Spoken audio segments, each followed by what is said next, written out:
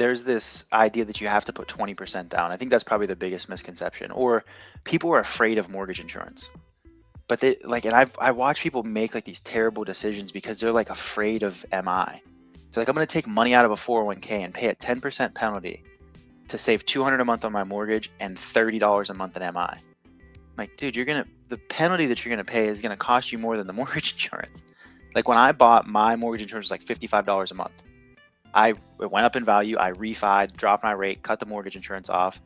But to wait so long that you have enough money to put 20% down because you're afraid of like $50 a month it's like usually like the average MI is like let's say 0.5% Yep. of your loan amount per year. So if I were to tell you like, hey, if rates are at 5, plus your MI, that puts your rate at 5.5.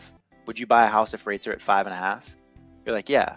Okay, well, would you buy if rates are at 6%? You're like, yeah, I'd still buy. And so like, why does the MI matter? You're gonna buy if rates are 6, 5, or 4, meaning that you're gonna pay mortgage insurance plus interest all along the way. So why would you care if you have MI? It's just basically a part of the interest that you're paying. So unless your decision is like, no, I wouldn't buy because rates plus the mortgage insurance is too high, then don't.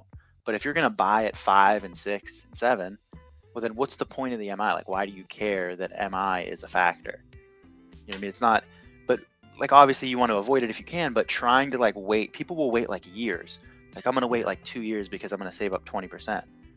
I'm like, well, house prices go up, like you're constantly chasing this 20%. By the time you buy, you're gonna end up like, if you run the math on it, it's like a massive difference. Like I wanted to save $50 a month, so it cost me $36,000.